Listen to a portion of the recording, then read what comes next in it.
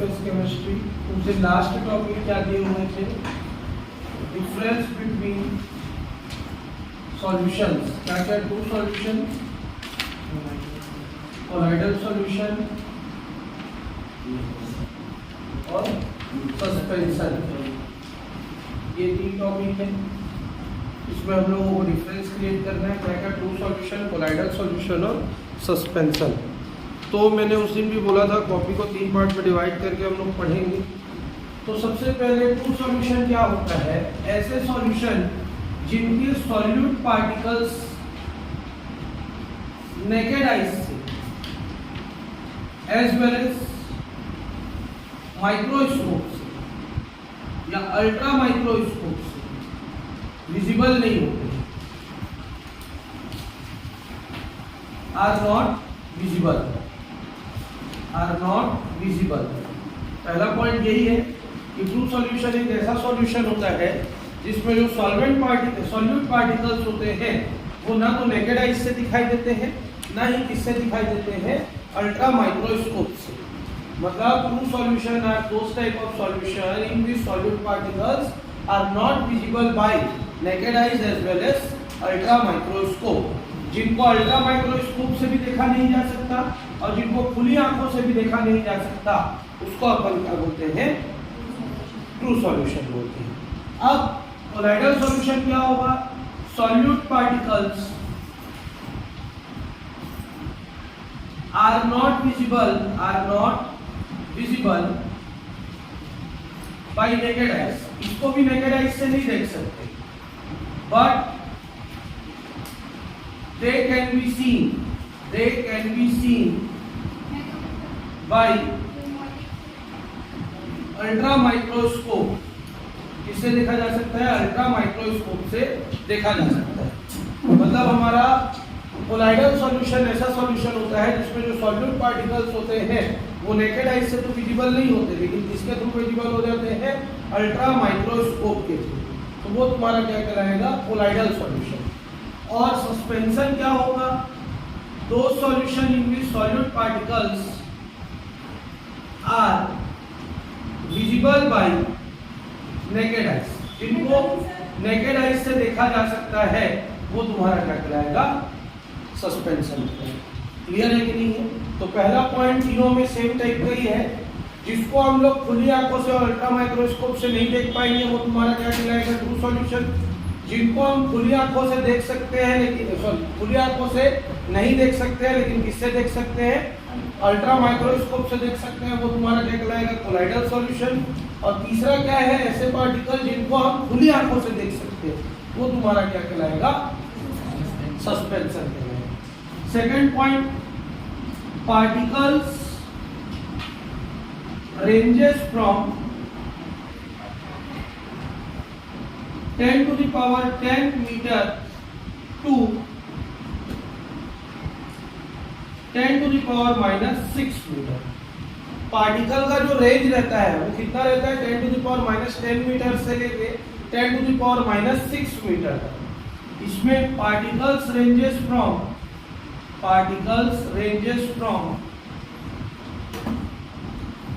10 to the power minus 6 meter to 10 to the power minus 4 meter. और यहाँ पे क्या आ जाएगा? पार्टिकल्स रेंजेस फ्रॉम, मतलब जो सॉल्यूट पार्टिकल्स का रेंज होता है more than 10 to the power minus 4 meter. 10 to the power minus 4 meter से इनका रेंज क्या होता है? ज्यादा होता है। आकार, साइज ऐसा लिख सकते हो। साइज ऑफ पार्टिकल्स, सब size of particles, size of particles. Clear? तीसरा पॉइंट आ जाएगा, it is transparent in nature. Transparent in nature, इसका जो नेचर होता है वो कैसा होता है? ट्रांसपेरेंट होता है। मतलब इसके आर पार क्या देखा जा सकता है। ठीक है? It is semi transparent in nature. Semi transparent मतलब कभी कभी दिखेगा और कभी कभी आर पार नहीं दिखेगा, ठीक है। और it is opaque in nature, it is opaque in nature, opaque मतलब पूरी तरीके से ये नहीं दिखेगा इसके आर पार, क्लियर। चौथा पॉइंट इसमें आएगा, it do not show it's particle do not show Brownian motion, Brownian motion, इसके जो पार्टिकल होते हैं ब्राउनियन मोशन शो नहीं करते हैं। Its particle show Brownian motion,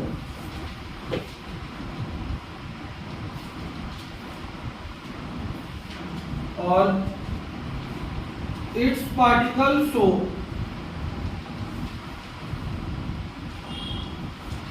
Brownian motion rapidly, Brownian motion rapidly, rapidly मतलब तेजी से। ब्राउनियन मोशन मतलब होता है जिग जैग मोशन। क्या होता है? Zigzag motion. जैसे पानी में किसी भी चीज को अगर तुम छिड़कोगे तो छिड़कने से सीधा वो नीचे नहीं जाता, वो ऐसे ऐसे करते हुए मोशन करते हुए नीचे गिरता है। तो अगर कोई सा भी ऑब्जेक्ट क्या करता है, जिग जैग मोशन करते हुए नीचे की तरफ सेटल डाउन होता है, तो उस मोशन को कौन सा मोशन बोलते हैं? ब्राउनियन मोशन बोलते हैं। क्लियर? यहाँ पर तक 4 पॉइंट। ठीक, 5वां पॉइंट इसमें आएगा, it's show Tyndall effect, sorry it's do not show Tyndall effect, Tyndall effect and electrophoresis, electrophoresis. अब टिंडल इफेक्ट क्या होता है? लाइट रे को क्या कर देना? स्प्लिट कर देना, स्प्रेड कर देना। क्या इफेक्ट कहलाता है? Tyndall effect. मतलब लाइट रे को अगर सॉल्यूशन में मारे और वो चारों तरफ से उस लाइट रे को फैला दे तो उस इफेक्ट को बोलेंगे टिंडल इफेक्ट। इलेक्ट्रोफोरोसिस क्या होता है? आगे अभी सबको पढ़ेंगे एक टॉपिक को। इलेक्ट्रोफोरोसिस क्या होता है? अपने आयंस में डिवाइड हो गया कोई सा भी सॉल्यूशन, आयंस में डिवाइड होने के बाद वो कैथोड और एनोड की तरफ मूव करेगा तो वो क्या कहलाता है? इलेक्ट्रोफोरोसिस कहलाता है, मोशन ऑफ आयंस। ठीक, यहाँ पे क्या लिखेंगे? It's show Tyndall effect, Tyndall effect and electrophoresis, electrophoresis ये शो करेगा और ये भी करेगा तुम्हारा। It's show Tyndall effect and electrophoresis, electrophoresis. चलो क्लियर है यहाँ तक? तो टोटल हमारे ट्रू सॉल्यूशन और कोलाइडल सॉल्यूशन के 5 पॉइंट्स बनते हैं। बनने के लिए तो 10 पॉइंट है, मैं पढ़ा 5 ही पॉइंट रहा हूँ तुम लोग को, जो जितना जल्दी याद कर सको। तो ये तुम्हारा हो गया डेफिनेशन। क्या लाइट को अगर किसी सॉल्यूशन पे मारा जाए और वो चारों तरफ उसको डिस्ट्रीब्यूट कर दे तो उसको इफेक्ट को क्या बोलते हैं? Tyndall effect. सारा चीज डिटेल में पढ़ना है, जितना ब्राउनियन मोशन है, टिंडल इफेक्ट है, इलेक्ट्रोफोरोसिस है, अल्ट्रा माइक्रोस्कोप है, ये सब टॉपिक पढ़ेंगे। ठीक, चलो नोट करो। पहला पॉइंट इसमें डेफिनेशन, अगर अलग से आएगा तो उसी को डेफिनेशन में लिखना।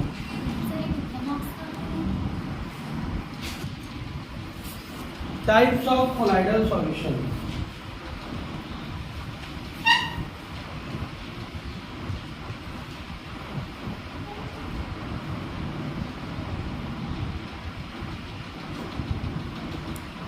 कोलाइडल सॉल्यूशन के टाइप्स।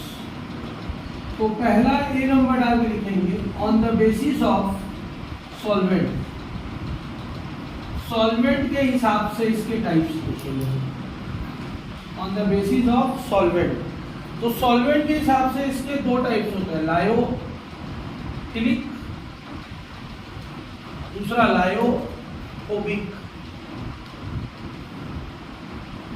क्या क्या? लायोफिलिक और लायोफोबिक। लायो plus philic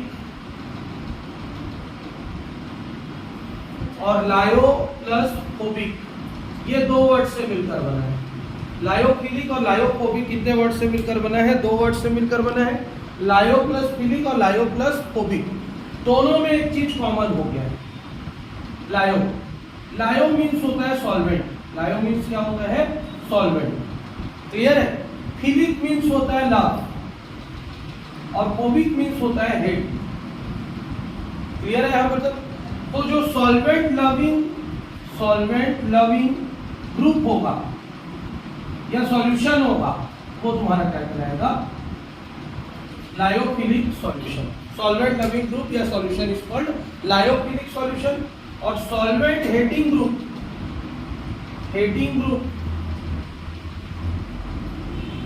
oblique solution is called क्या कहलाएगा तुम्हारा, लायोफोबिक सॉल्यूशन, क्लियर है। तो सॉल्वेंट ये सॉरी कोलाइडल सॉल्यूशन दो पार्ट में डिवाइडेड होता है, एक होता है लायोफिलिक, एक होता है लायोफोबिक। लायोफिलिक क्या होता है तुम्हारा, लायो प्लस फिलिक दो वर्ड से मिलकर बना है, लायो मतलब होता है सॉल्वेंट, फिलिक मतलब होता है लव। तो ऐसा सॉल्यूशन जो सॉल्वेंट को अपनी तरफ क्या करता है, अट्रैक्ट करता है, वो सॉल्यूशन क्या कहलाता है, वो कोलाइडल सॉल्यूशन क्या कहलाता है, लायोफिलिक कोलाइड, क्या कहलाता है, लायोफिलिक कोलाइड। और एक ऐसा सॉल्यूशन जो सॉल्वेंट को अपने में मिक्स होने नहीं देता, उससे हेट करता है, वो तुम्हारा क्या कहलाता है, लायोफोबिक कोलाइड, क्लियर है यहाँ पर तक, ठीक। चलो अपनी कॉपी में हेडिंग दो, यहां तक लिखना, फिर लायोफिलिक करके पहला पॉइंट डाल के लिखना।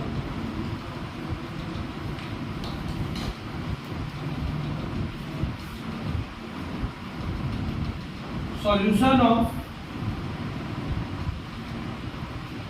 CuSO4, solution of alum salt, ये लायोफिलिक है। Solution of mercury, solution of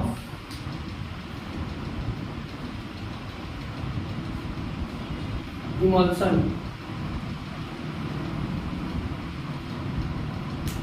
क्या लिखे, लायोफिलिक कोलाइड लिखे। The collide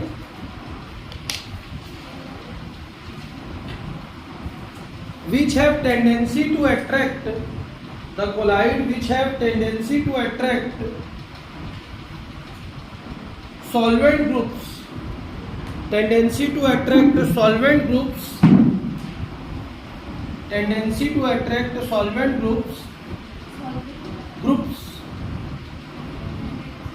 to attract solvent groups TENDENCY, TO2, to attract solvent groups are called lyophilic colloids, lyophilic colloids,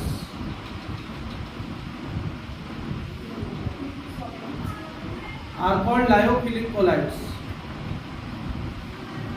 Full stop. It is made up of two words, it is made up of two words, TWO, it is made up of two words, lyo and philic, lyo and philic.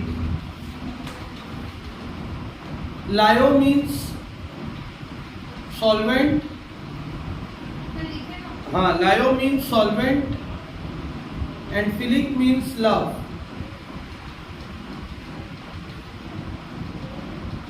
Philic means love. Full stop. In this way, full stop. In this way, solvent loving colloids are called, solvent loving colloids are called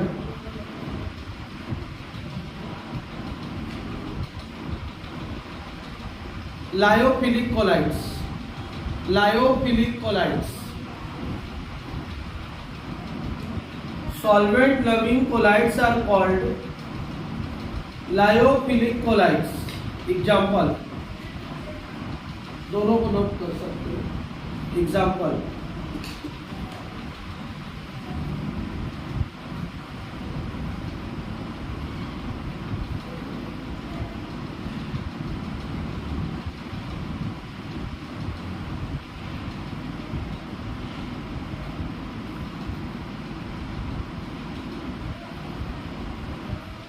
हो गया। दूसरा lyophobic colloid, lyophobic colloid.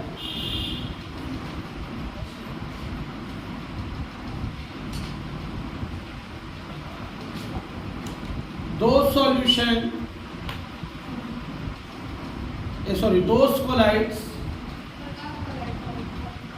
colloids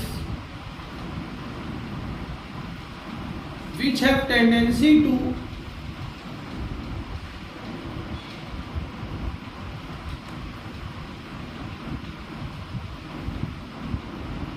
separate solvent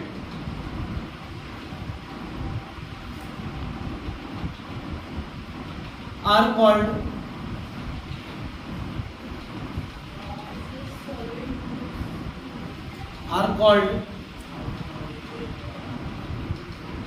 lyophobic colloid.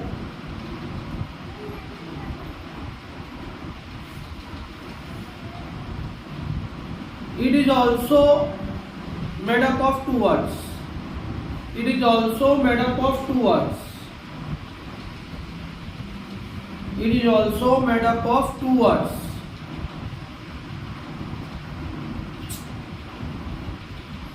Lyo and phobic.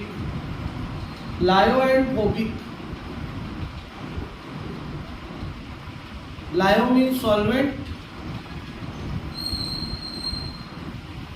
and phobic means hatred.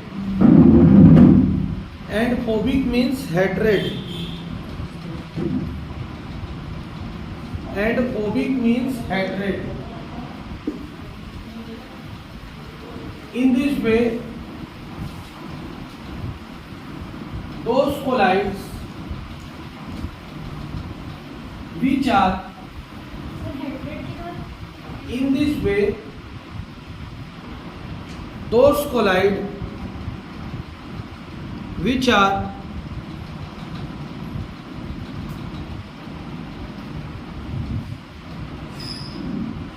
solvent hating are called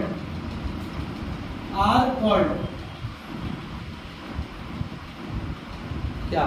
lyophobic colloids. Example लिखा हुआ है board पे.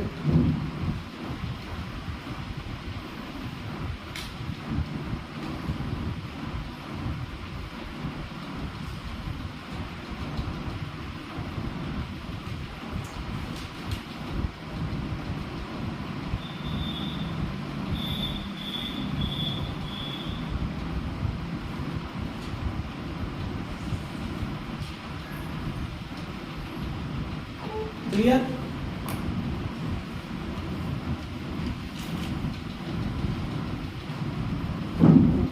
Next heading देंगे अपनी copy में, प्रॉपर्टीज ऑफ कोलाइडल सॉल्यूशन. कितनी properties पढ़नी है इसको लिख देते हैं पहले, फिर कम से कम टेस्ट में प्रॉपर्टीज ऑफ सॉल्यूशन को तो पूरा पढ़ना ही है.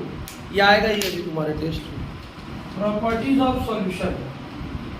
पहला कोएगुलेशन, दूसरा किंडल इफेक्ट, तीसरा ब्राउनियन मोशन, चौथा अल्ट्रा फिल्ट्रेशन, पांचवा डायलिसिस, छठवा इलेक्ट्रोडायलिसिस, हाँ 2 और 3 नंबर, सातवां ultra centrifugation,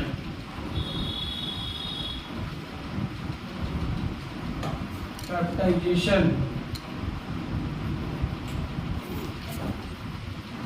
protective collides,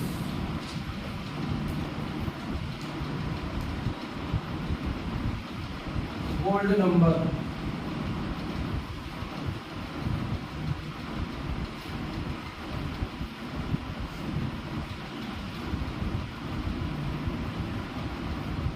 electrophoresis,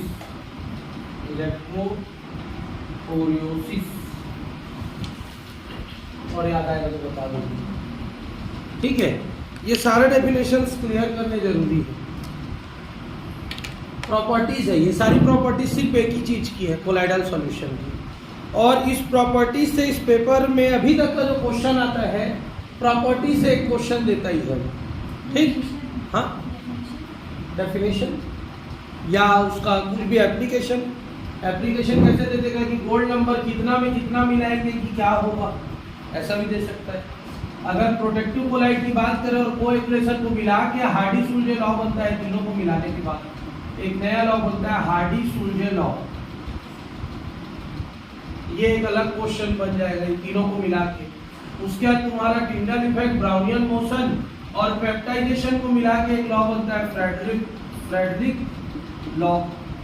ये एक क्वेश्चन बन जाएगा, मतलब ये मैच कर करके भी क्वेश्चन बनेगा इससे। फिर एक हेनरी लॉ अभी को छोड़ के आए, चैप्टर में पढ़ना है उसको, चैप्टर सॉल्यूशन चैप्टर का हेनरी लॉ को छोड़े हुए थे, मैं बोला था इस चैप्टर में पढ़ाऊंगा उसको, तो हेनरी लॉ यहाँ पे पढ़ेंगे अभी। हेनरी लॉ भी इसी से प्रॉपर्टीज से ही बनेगा, अल्ट्राफिल्ट्रेशन और इलेक्ट्रोफोरेसिस को मिलाने के बाद। तो कॉन्सेप्ट क्लियर होना जरूरी है। ठीक है, तो इसको सारे पॉइंट्स को नोट करो, छूटना नहीं चाहिए बस पॉइंट्स। अभी जितना हो सके उतना, ऐसा नहीं कि पूरे ही को पेपर में पढ़ना करके स्पीड भी पढ़ देंगे, लेकिन इतने पॉइंट्स पढ़ने हैं इस चैप्टर में। चैप्टर में इसी भी अभी कोलाइडल सॉल्यूशन की प्रॉपर्टीज है, सस्पेंशन की प्रॉपर्टीज और ट्रू सॉल्यूशन की प्रॉपर्टीज पेंडिंग है अभी, सब लिखेंगे। अभी पहले पॉइंट्स को नोट करो पूरा।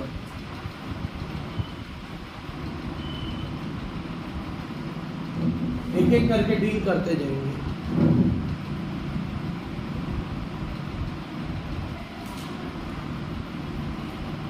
इजी से हार्ड की तरफ। एक्चुअली पॉइंट इसलिए लिखवा दिया, कई बार मेरा लैग कर जाता हूँ, भूल जाता हूँ पढ़ाते, इसलिए पॉइंट्स पहले लिख लो। Brownian motion, BROWNIN, Brownian motion.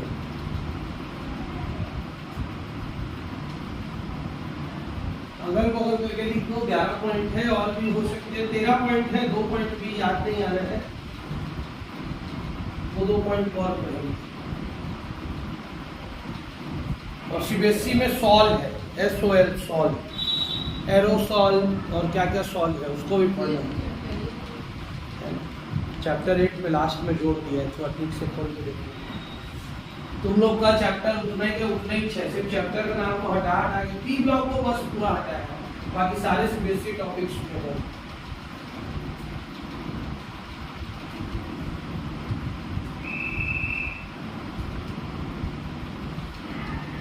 Solid state को सॉल्यूशन चैप्टर के लास्ट में जोड़ा है, थोड़ा सा प्रॉपर्टीज को ही खाली जोड़ दिया है उसमें।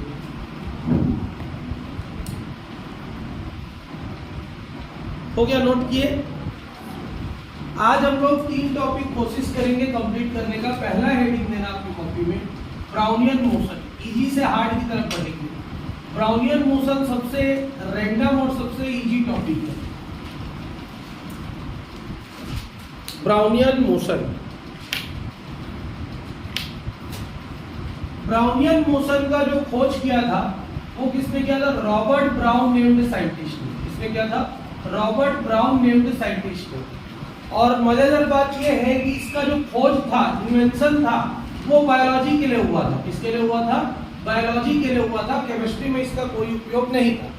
ठीक है, रॉबर्ट ब्राउन नेम्ड साइंटिस्ट ने क्या किया, एक उन्होंने बीकर लिया, ठीक है, और बीकर में उन्होंने पोलन ग्रेन्स को स्प्रेड कर दिया। किसको स्प्रेड कर दिया? पोलन ग्रेन्स को स्प्रेड कर दिया। तो पोलन ग्रेन्स को स्प्रेड करने पे उन्होंने पाया कि जो पोलन ग्रेन्स थे वो क्या कर रहे थे, सीधे सीधे तली में जाकर नहीं बैठ रहे थे, बल्कि कैसा मोशन करते हुए जा रहे थे? जिग-जैग मैनर में मोशन करते हुए जा रहे थे। तो उन्होंने इस जिग-जैग मैनर के मोशन को क्या नाम दे दिया?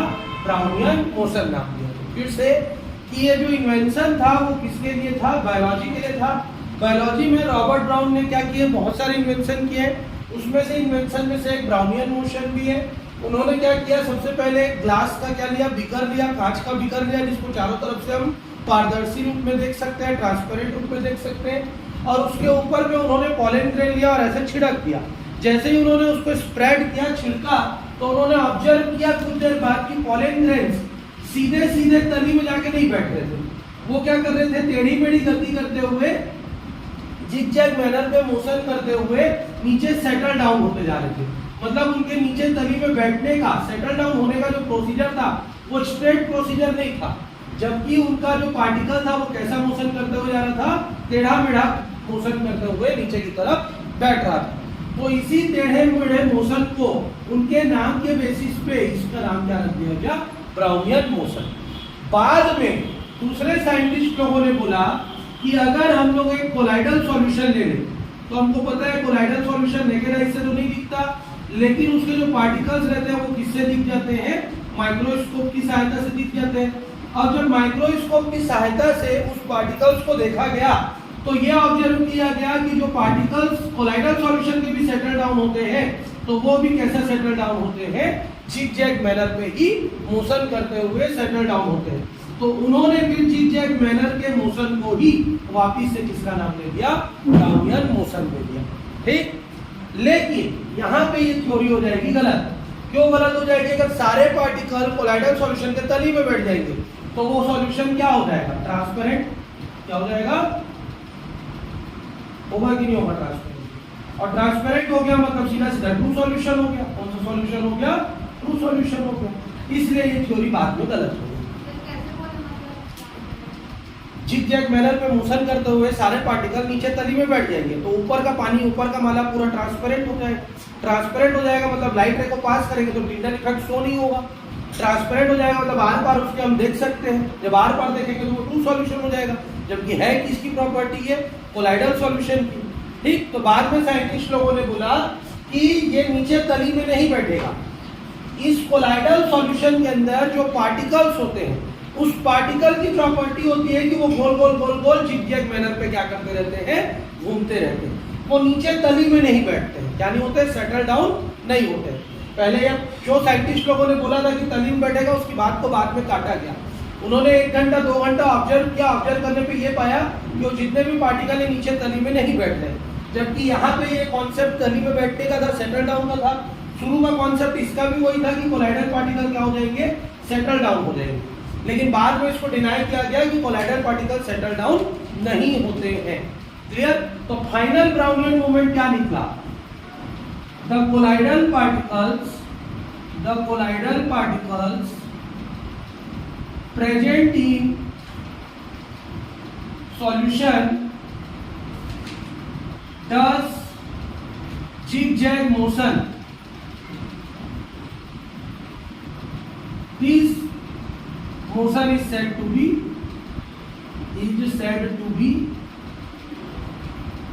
Brownian motion. Brownian motion ये हो गया तुम्हारा डेफिनेशन Brownian motion। ठीक, लेकिन उसका हिस्ट्री और ज्योग्राफी दोनों लिखना जरूरी है, नोट करो। It was invented by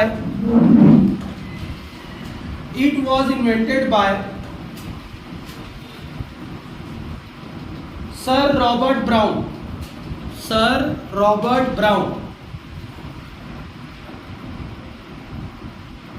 It was invented by Sir Robert Brown.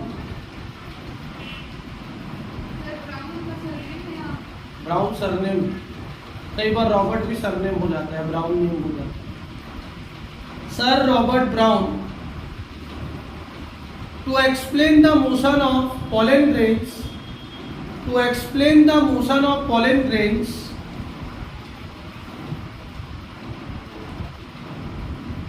inside water.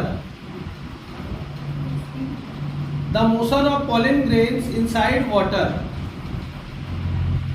Full stop. He observed that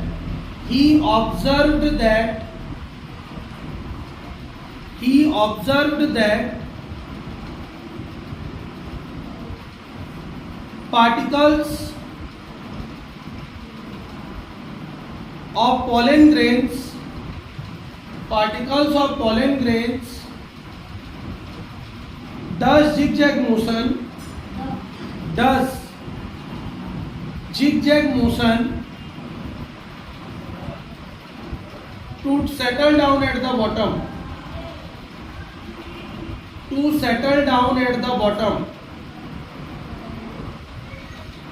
to settle down at the bottom, this motion is said to be, this motion is said to be Brownian motion.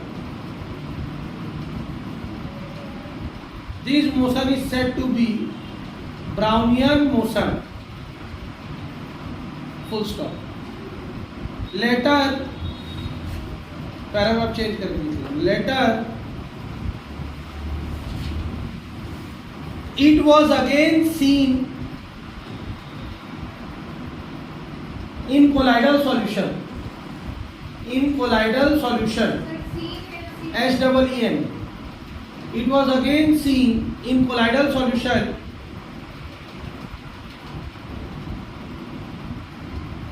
full stop. The colloidal particles does random zigzag motion, does random मतलब इधर उधर कहीं भी, random does random zigzag motion in the solution.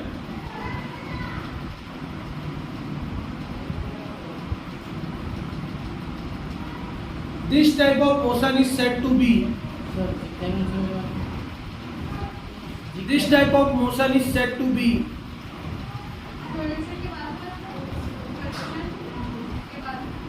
this type of motion is said to be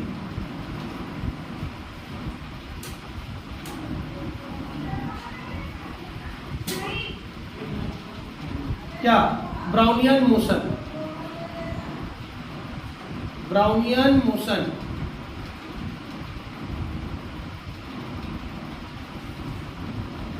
full stop. Drawing बनाओ. ये वाला drawing pollen grains का है, ये वाला ड्राइंग तुम्हारा कोलाइडल सॉल्यूशन का है. दोनों में से कोई एक भी बना सकते हो, दोनों भी. दोनों बनाओगे तो नीचे नीचे में लिख देना. एक तरफ लिख देना पॉलन ग्रेन सॉल्यूशन, एक तरफ लिख देना कोलाइडल सॉल्यूशन. हाँ तो दोनों को बना देना भाई. तो दोनों का थ्योरी लिखी है ना, तुम जगह छोड़े नहीं होगे क्योंकि इसीलिए दोनों को बनाओ. वही 6 दोनों सेम है ड्राइंग. दोनों में अंतर है. एक तो ये वाला को मत बनाना, नीचे में सेटल डाउन नहीं करना. इसमें उसमें सेटल डाउन हुआ है, इसमें नहीं हुआ. होता है क्योंकि भीग के वजनदार हो जाएगा. कोई सा भी चीज लिक्विड में भीग के वजनदार होगा तो नीचे तली में बैठेगा.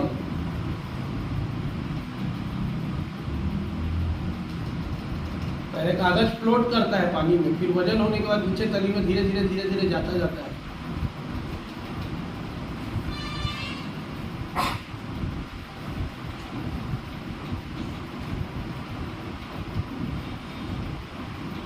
रैंडम मतलब किधर भी जा सकता है ना. ये एक समान नीचे जा रहा था, ये टेढ़ा टेढ़ा इधर उधर रैंडमली जाएगा. टेढ़ा ऐसे घुमा देना 1-2 बार, उसका डायरेक्शन को उटपटांग कर देना. काटा पीटी भी कर सकते हो, ऐसे करके ऊपर नीचे ऐसे काट भी सकते हो. कोलाइडल नीचे वाला कोलाइडल सॉल्यूशन है.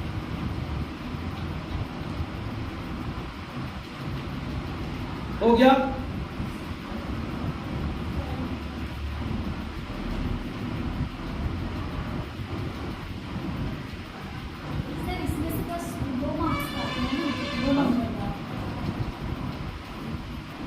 दो और 3 सर तो मतलब पूरा हमको बताना पड़ेगा. हाँ नहीं समझ में आया.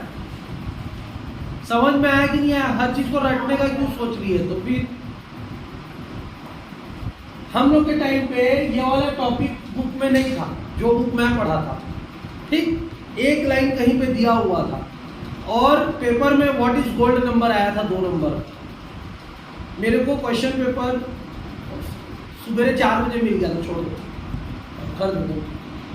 सुबह 4 बजे मेरे को क्वेश्चन इलेक्ट्रोफोरोसिस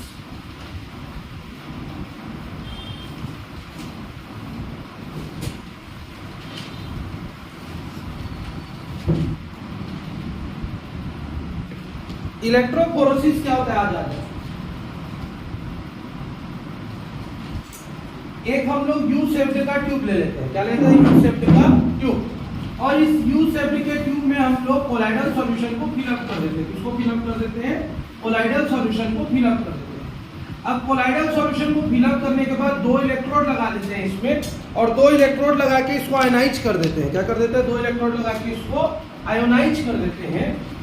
आयोनाइज करेंगे तो कोलाइडल सॉल्यूशन अपने प्लस और माइनस आयन में क्या हो जाएगा, ब्रेक हो जाएगा। किसमें ब्रेक हो जाएगा, प्लस और माइनस आयन में। अब जो प्लस आयन है वो किसकी तरफ मूव करेगा, नेगेटिव टर्मिनल की तरफ मूव करेगा, और जो माइनस आयन है वो किसकी तरफ मूव करेगा, तुम्हारा पॉजिटिव टर्मिनल की तरफ मूव करेगा।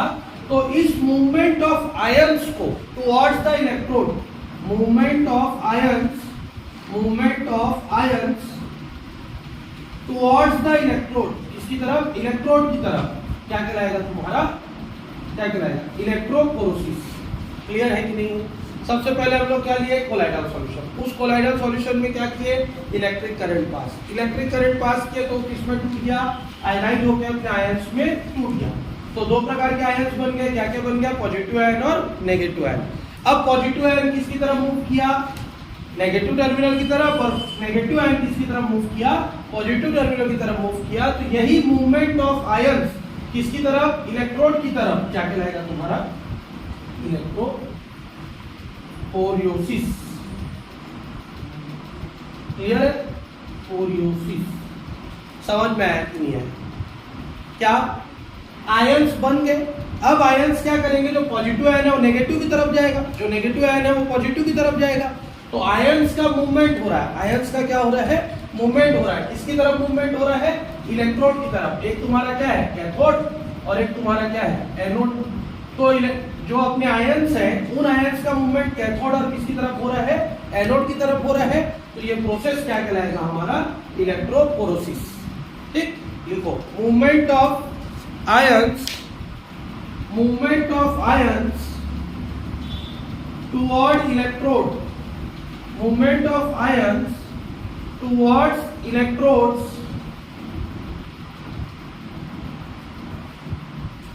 is called electrophoresis, is called electrophoresis. Electrophoresis, P-H-O-R-E-O-S-I-S. It has two types. It has two types. Cataphoresis, spelling गलत नहीं लिखना, कैटाफोरोसिस।